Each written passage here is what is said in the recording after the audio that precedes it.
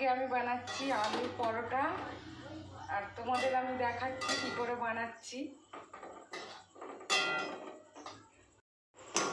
প্রথমেই আমি আলুটাকে কষে নিচ্ছি।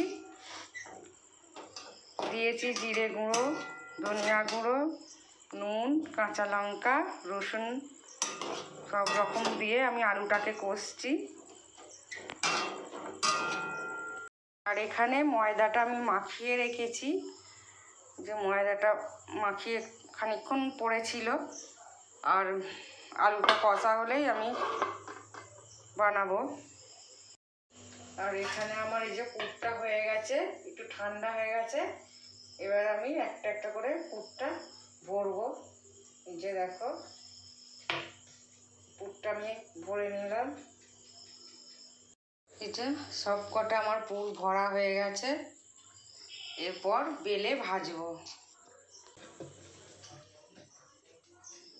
একটু মোটা মোটা করে বেলতে হবে, নইলে পুরগুলো সব বেরিয়ে যাবে। এই যে দেখো,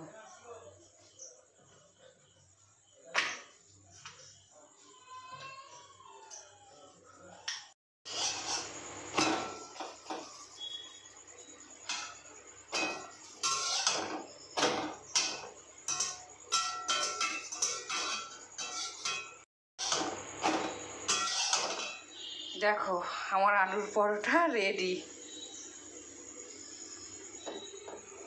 হয়ে গেল।